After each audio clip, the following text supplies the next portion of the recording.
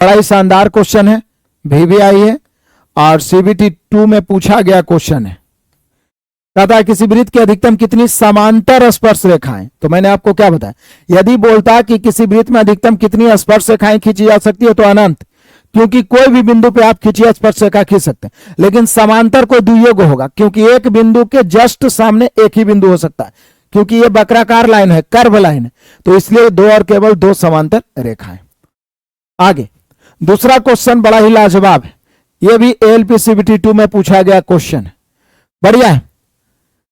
कहता है एक त्रिभुज की भुजाएं क्रमशः 4 सेंटीमीटर, 6 सेंटीमीटर और 8 सेंटीमीटर। त्रिभुज के अंतःवृत्त की त्रिज्या क्या है? याद है आपको कुछ? यहां पे समकोण त्रिभुज नहीं है, मान लीजिए 6, 8 और 10 रहता तो समकोण त्रिभुज हो जाता, या 3, 4, 5 रहता समकोण, पाइथागोरस लगता तो समकोण हो जाता। और समकोण त्रिभुज में मैंने आपको कितना बार बताया है कि परिवृत्त कर्ण बटा 2 होता है, जबकि अंतःवृत्त लंब प्लस आधार माइनस कर्ण बटा 2। एक एक पॉइंट को एकदम सुनना है कान खोल के। लेकिन ये जो है विषम बाहु त्रिभुज है, तो विषम बाहु त्रिभुज में अंतःवृत्त की त्रिज्या आप कैसे निकालिएगा? विषम बाहु त्रिभुज, विषम बाहु त्रिभुज में अंतःवृत्त की त्रिज्या कैसे आप निकालिएगा? तब विषम बाहु त्रिभुज में बोलिए कि सर आप बताए हैं कि विषम बाहु त्रिभुज में होता है, विषम बाहु त्रिभुज का क्षेत्रफल जो होता है, विषम बाहु त्रिभुज का जो क्षेत्रफल यदि अंतः, ध्यान दीजिएगा, यदि अंतःवृत्त का, ये ना त्रिभुज की भुजाएं 4, 6, 8 है, त्रिभुज के अंतःवृत्त की त्रिज्या क्या होगी? तो अंतःवृत्त का त्रिज्या दिया रहे, बहुत बढ़िया क्वेश्चन है, त्रिज्या दिया रहे तो विषम बाहु त्रिभुज का क्षेत्रफल होता है 1/2 गुना परिमाप और गुना त्रिज्या, 1/2 गुना परिमाप गुना त्रिज्या। ऐसा होता क्यों है? क्योंकि देखिए मान लिया जाए कि यह त्रिभुज है ABC और इसके अंदर में एगो वृत्त है, तो वृत्त से आप थोड़ा सा समझने का प्रयास करिएगा। वृत्त से आप इधर लंब खींच दीजिएगा, इधर लंब खींच दीजिएगा, यही ना ऊंचाई का काम, इधर लंब खींच दीजिएगा, तो एक त्रिभुज ये बन गया। तो 1/2 गुना BC बटा इस त्रिभुज का क्षेत्रफल ऊंचाई हो जाएगा, और सब में ये जो ऊंचाई है वो सेम है, त्रिज्या है, तो 1/2 गुने AB फिर BC, इसलिए हम ये कॉमन ले लिए किसको? त्रिज्या को, ऊंचाई को। तो सीधा याद रखना है कि जब अंतः त्रिज्या दिया रहे डायरेक्ट क्षेत्रफल से भी निकालेगा, तो विषम बाहु त्रिभुज का क्षेत्रफल होगा 1/2 गुने परिमाप और गुने त्रिज्या, 1/2 गुने परिमाप गुने अंतः त्रिज्या, वही हो गया। लेकिन इसका क्षेत्रफल तो दिया हुआ नहीं है, तो बोले सर क्षेत्रफल निकाल लेंगे। किस फॉर्मूला से निकालेंगे? इसका क्षेत्रफल हम लोग पहले S निकालेंगे। S बराबर हो जाएगा A + B + C/2 होता है, तो 18 हो जाएगा बटा 2 यानी 9।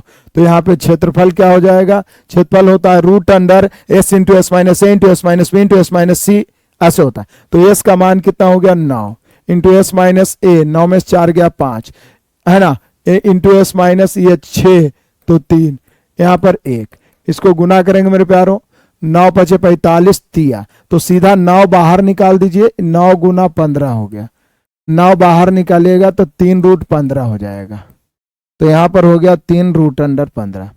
तो हम लोग क्या कर रहे हैं? जनरली हम लोग जान रहे हैं कि विषम बाहु त्रिभुज का जो क्षेत्रफल होता है वो होता है हाफ गुने परिमाप गुने त्रिज्या। यदि क्षेत्रफल दिया रहता तो काट छाट के त्रिज्या निकल जाता, लेकिन क्षेत्रफल भी आपको निकालना है। और विषम बाहु त्रिभुज का क्षेत्रफल कैसे निकलता है? हीरो का फॉर्मूला, बचपन से पढ़ते आ रहे हैं, हीरो का फॉर्मूला बचपन से पढ़ते आ रहे हैं, हीरो का फॉर्मूला। तो 1/2 गुने परिमाप कितना है? तो परिमाप यही ना, परिमाप भुजाओं का योग, 4, 6, 10 और 8, 18। त्रिज्या बराबर 3√15। काटने छाटने में कोई दिक्कत नहीं, 3 से काटेंगे 6 बार में, फिर 2 से काटेंगे 3 बार में, त्रिज्या बराबर हो गया √15/3। अब कैसे इसको काट सकते हैं? यही आंसर हो गया, यही देखिए, त्रिज्या बराबर √15/3 दिया हुआ है ना, √15/3। बहुत बढ़िया क्वेश्चन है, प्लीज आप इसको 2-3 बार बनाइएगा, सुपर स्टार है मेरे प्यार। फिर से मैं इसको समझा देता हूं। किसी त्रिभुज की भुजा है 4, 6, 8 सेंटीमीटर। त्रिभुज के अंतःवृत्त की त्रिज्या ज्ञात करना है, तो यदि अंतःवृत्त की त्रिज्या दिया रहे तो किसी भी त्रिभुज का क्षेत्रफल हाफ गुने परिमाप गुने त्रिज्या। लेकिन यहां से हम क्षेत्रफल हीरो के फॉर्मूला से पहले एस निकाल लिए, उसके बाद क्षेत्रफल होता है S into S minus A into S minus B into S minus C, बराबर कर दिए, लेफ्ट राइट किए, त्रिज्या आ गया √15/3। ग्रुप डी के लिए भी पढ़ सकते हैं, ग्रुप डी के लिए भी पढ़ सकते हैं। नहीं, कॉन्सेप्ट तो बताना ही पड़ेगा ना, क्वेश्चन देखने में छोटा है कभी कभी क्षेत्रफल दे रहेगा तब तो डायरेक्ट उधर रखिएगा, मेन क्षेत्रफल दिया हुआ नहीं, क्षेत्रफल आपको निकालना। दार तो ये शेयर करें, हर एग्जाम के लिए पढ़ सकते हैं महाराज, जहां से ज्ञान मिल रहा है लपेट लीजिए। इसको तो आपको ऑप्शन से ही बनाना होगा। कह रहा है एक त्रिभुज A1 B1 C1 A B समरूप हो तो निम्नलिखित में कौन सा विकल्प सही होगा। तो समरूप त्रिभुज का सबसे पहला पॉइंट तो ये होता है कि संगत भुजाएं समानुपाती होती है। तो मैं यहां पे यदि लिख दूं, यहां पे यदि लिख दूं A B C A1 B1 C1, यहां पे मैं लिख दूं A2 B2 और C2, यहां पे आप जानते हैं सीधा तरीका होता है संगत भुजाएं समानुपाती, मतलब A1 B1 का संगत है A2 B2 बराबर। फिर B1 C1 का है B1 C1 बटा B2 C2 बराबर। फिर है A1 C1 A2 C2, A1 C1 A2 C2, ये क्या होगा, समानुपाती होगा, मतलब बराबर होगा। अब यहां पे ऑप्शन देखना है कि कौन सही होगा। पहला ही बोल रहा है A1 B1 बटा A2 B2 बराबर A1 C1 बटा A2 C2, यहां तक तो ठीक है। Not equal to B1 C1, तो नॉट इक्वल टू के कारण ये तो गलत हो गया। A1 B1 बटा A2 B2 बराबर ये तो बराबर होगा A1 C1 बटा A2 C2, लेकिन ये नॉट इक्वल टू लिख रहा है तो ये भी गलत है। तो बोले कि सर ये वाला हो गया ना, छोड़िए ना, उतना सब में नॉट इक्वल टू बराबर, तो इसमें ये A1 B1 A2 B2 ये पहले लिख दिया A1 C1 A2 C2 B1 C1 B2 C2, तो ऑप्शन नंबर डी बढ़िया है। परिवृत्त के लिए क्वेश्चन आएगा तो आपको पता चल जाएगा, टेंशन लेने की जरूरत नहीं है। जितना आ रहा है उसको पहले कवर करने का प्रयास करें। नहीं, बुक का पीडीएफ हम किसी का नहीं दे सकते हैं, क्योंकि बुक मार्केट में आपको मिल जाएगा, सॉल्यूशन मिलेगा 32-50 रीजनिंग का धड़ाधड़ सॉल्यूशन कर लीजिए। तो चलिए आगे बढ़ते हैं मेरे शेर बहादुरों। और यहां पे कहता है कि यदि त्रिभुज एबीसी में AB बराबर 4 सेंटीमीटर, BC बराबर 6 सेंटीमीटर और AC बराबर 7 सेंटीमीटर। अच्छा, बहुत मजेदार क्वेश्चन है, समझिए समझिए, आप समझिए। A है, B है और C है। AB का मान दिया हुआ है 4, BC का मान 6 है, AC का मान क्या है, 7 है। अब इसको समझिए, बहुत बढ़िया क्वेश्चन है ये। कह रहा है कि और त्रिभुज यहां पर ही त्रिभुज PQR में, QR यानी PQR भी है, PQR में QR कितना है, 12, और कोने कोण P के बराबर है। आप समझिएगा, QR 12 है और कोने कोण P के बराबर है। कोने जो है कोण P के बराबर है और कोण B जो है कोण Q के बराबर है।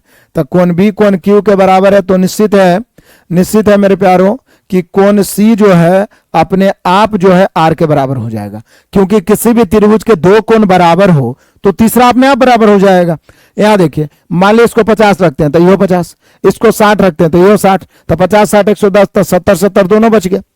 तो यहां पे कोण A कोण P बराबर, कोण B कोण Q बराबर, कोण C कोण R बराबर, तो एंगल से ये समरूप त्रिभुज हो गया। ये क्या हो गया, समरूप त्रिभुज हो गया। अब समरूप त्रिभुज हो गया तो PQ की लंबाई चाहिए, समरूप त्रिभुज हो गया तो संगत भुजाएं समानुपाती होगी, हमें चाहिए PQ। तो बोले सर हम सभी जानते हैं कि समरूप हो गया तो AB अब बटा PQ, AB का संगत PQ है, AB बटा PQ बराबर BC बटा QR, ये ना होगा। तो AB तो हमें चाहिए, सॉरी AB का मान 4 है, PQ तो हमें चाहिए ही, PQ बराबर BC का मान कितना है, 6 है, और QR का मान 12 है।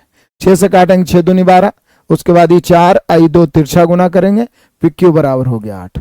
डरना नहीं है, लड़ना है। बहुत सारे बच्चे केवल ज्योमेट्री के नाम से ही डर जाते, क्योंकि उनके सीनियर उनके दिमाग में राउंड नंबर ठोक दिए। सटीक ढंग से जो 20 क्वेश्चन बना रहे हैं, आप मानिए कि इसको रट जाना है, 2-3 बार बस रिवीजन कर लेना है, पूरी तरीके से क्लियर हो जाएगा।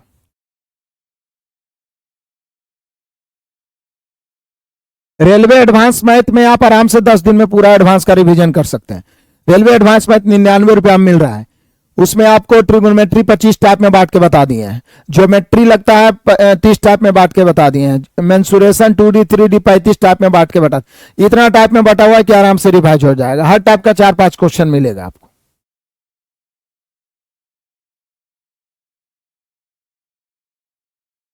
कोई दिक्कत नहीं, बिल्कुल 100%। ये सभी CBT 2 में पूछा गया क्वेश्चन है मेरे प्यारो, आप देख लीजिए।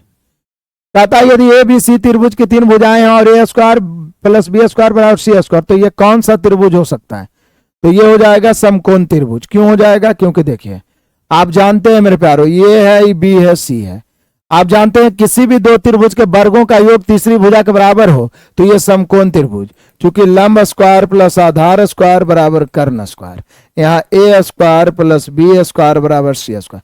किसी भी त्रिभुज, पाइथागोरस चाचा ने हम लोग को बताया था कि बेटा कोई त्रिभुज समकोण तभी होता है जब कोई भी दो छोटी भुजा के वर्गों को जोड़ेंगे तो बड़ी भुजा के वर्ग के बराबर होगा। तो यहां पे ये आसानी से समकोण त्रिभुज पता चल गया। बढ़ते चले, तो टोटल CBT 2 पूछा गया क्वेश्चन भी हर चैप्टर का हम लोग उठा लेंगे और बाकी ट्रेंडिंग क्वेश्चन। तो सबको पता चला, कोई दिक्कत परेशानी है? लाइक करने में कंजूसी नहीं, शेयर करने में कंजूसी नहीं, सभी को बताओ। और ये हर एग्जाम के लिए कारगर है। कहता है कुछ त्रिभुज की भुजाएं नीचे दी गई है, बताएं इनमें से कौन समकोण है? तो बोलिए सर लंब आधार कर्ण, लंब स्क्वायर प्लस आधार स्क्वायर बराबर कर्ण स्क्वायर। आप बताए हैं एकदम भी आई है कि ई तो एकदम जुबां पर ही होनी चाहिए। 3 4 5, 5 12 13, 7 24 25, 8 15 17, 9 40 41, 20 21 29। ये मैं एक बार नहीं बताया हूं, बार बार कहता हूं। अब इसमें जय गुना करिएगा, सब में पाइथागोरस लगेगा। तो 3 4 5, 5 12 13, 7 24 25, 8 15 17, 9 40 41, 20 21 29। देख रहे हैं पाइथागोरस का कितना इस्तेमाल हुआ था पिछला बार।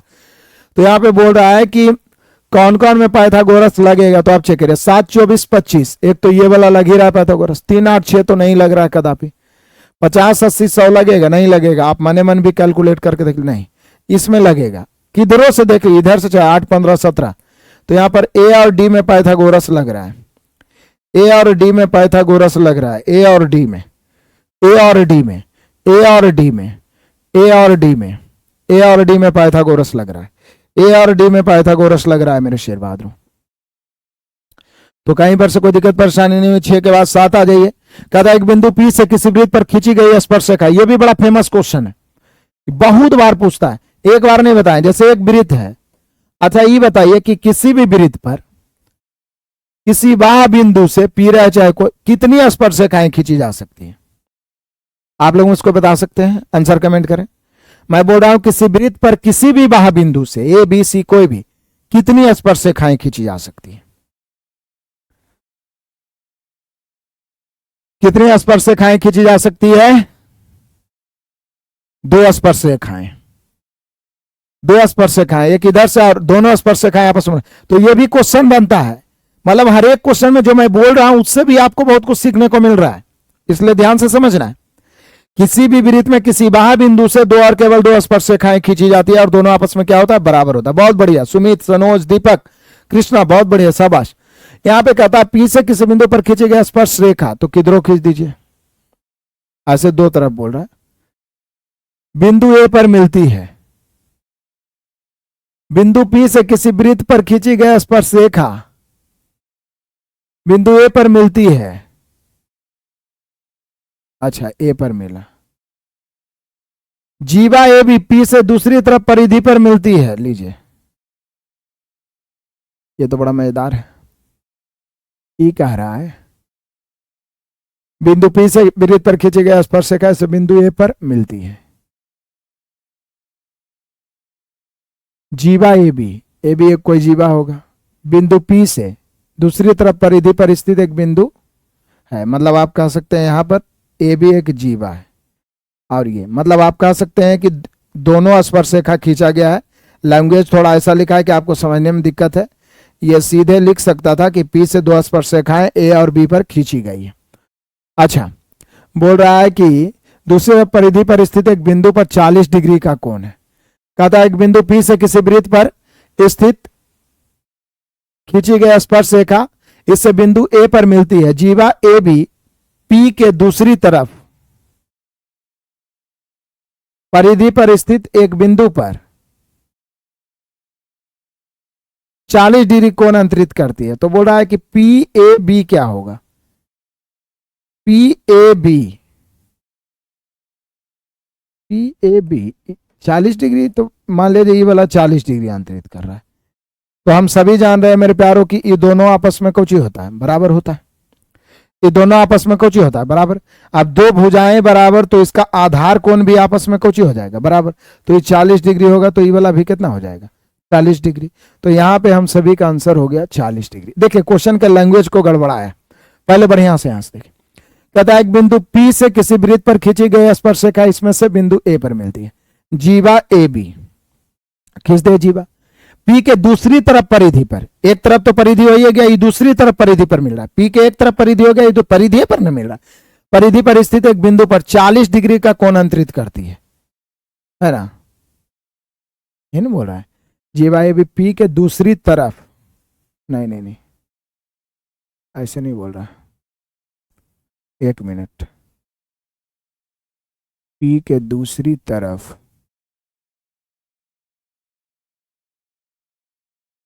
कुछ तो गड़बड़ है दया, ऐसे नहीं कर रहा है। P के दूसरी तरफ जीवा AB है जो P के दूसरी तरफ, मैं थोड़ा सा दूसरी तरफ मतलब इस तरफ आप कह सकते हैं। इक्कीस डिग्री बना रहा है, 40 डिग्री। अच्छा, पूछ क्या रहा है ये? कौन? PAB तो बोलिए कि सर लेकिन और तो कोई कौन दिया भी नहीं है ये।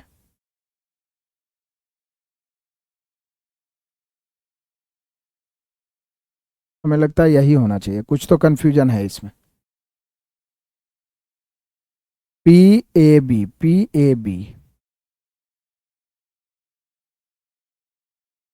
दूसरी तरफ मतलब यही वाला ना बोल रहा है। ऐसे ही 40 बोल रहा है तब तो आराम से ही 40 आ ही जाएगा।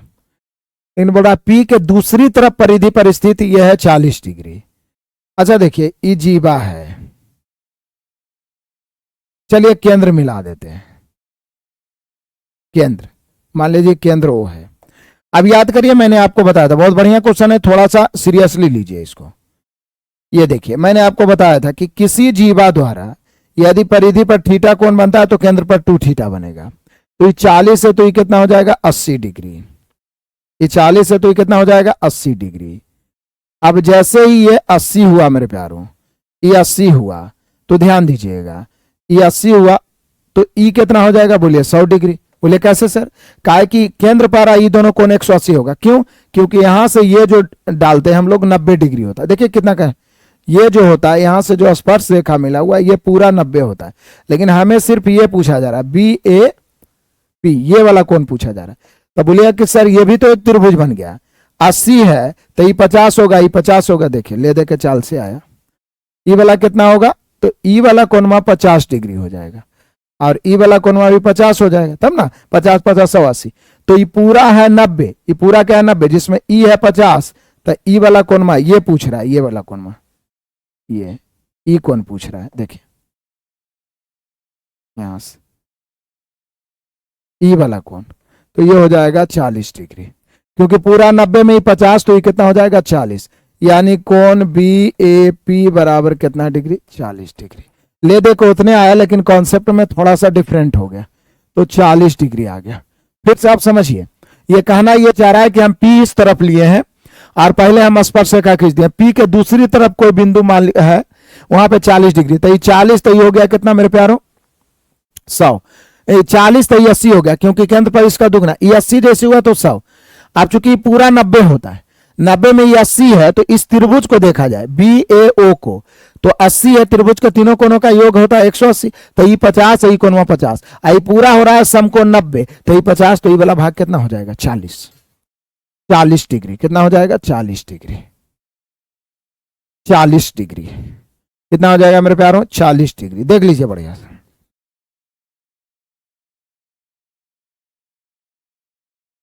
हाँ,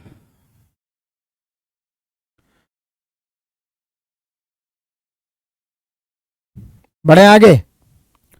कौन? पी ए बी 40 डिग्री एकदम कंफर्म है, कोई डाउट इसमें नहीं होना चाहिए। चलिए आगे बढ़ते हैं। प्रकार, जैसे आप प्रकार ऐसे घुमाते हैं, प्रकार आता है ना घुमाने, ऐसे करके घुमाते हैं हम लोग, बचपन में इंस्ट्रूमेंट बॉक्स में रखते थे प्रकार। कहता है कि प्रकार का उपयोग क्या बनाने के लिए किया जाता है?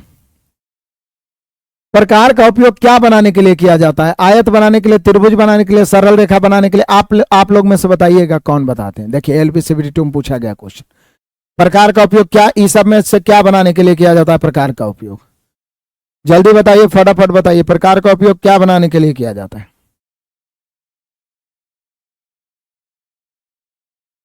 हमेशा वृत्त बनाने के लिए। आयत प्रकार का उपयोग गोले ना बनाइएगा, तो वृत्त बनाने के लिए किया जाता है। क्या बनाने के लिए किया जाता है मेरे प्यारों? वृत्त। यहां पे देखिए त्रिभुज डी एफ और त्रिभुज पी क्यू आर क्या है? समान है, मतलब समरूप है, आप कह सकते हैं। त्रिभुज डी एफ समरूप का चिन्ह यही होता है, ये पी क्यू आर के क्या है? समरूप। त्रिभुज डी एफ त्रिभुज पी क्यू आर के अर्ध परिधि का अनुपात 4:5 है, मतलब आधा परिधि का 4:5। अर्ध परिमाप बोले चाहे परिमाप बोले, हम सभी जानते हैं मेरे प्यारों, ये भी त्रिभुज, यहाँ पे त्रिभुज होगा। हम सभी जानते हैं कि दो त्रिभुज के परिमापों का अनुपात उनके भुजाओं के अनुपात के बराबर ही होता है। तो परिमाप को आधा भी कर देंगे तो रेशियो तो वही रहेगा, काहे कि दोनों को आधा कर। तो अर्ध परिमाप का अनुपात 4:5 है। यहाँ बोल रहा है पिक्यू कितना है, तो पिक्यू है 15। तो डी कितना है, तो डी सॉरी पिक्यू 15 है, ये वाला भुजा 15 है, और ये डी पूछ रहा है एक्स।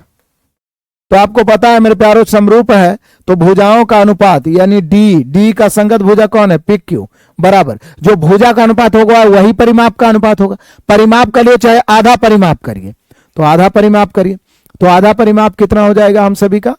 ये आधा परिमाप का रेशियो 4/5। माझी का हो परिमाप हो सब समानुपाती होता है। अब देखिए मान रख दीजिए डी कितना है, तो डी तो निकालना ही हम सभी का है एक्स बटा पी क्यू का मान कितना है? 15 बराबर 4/5। 5 से 5 दिया 15, तिरछा गुना करिए, x बराबर 4 दिया 12। तो कुछ नहीं करना है, बस परिमाप को सेम कर देना है, अर्ध परिमाप को सेम कर देना है। 4 दिया 12। कोई दिक्कत परेशानी? दाड़ दे चलिए मेरे प्यारों। जब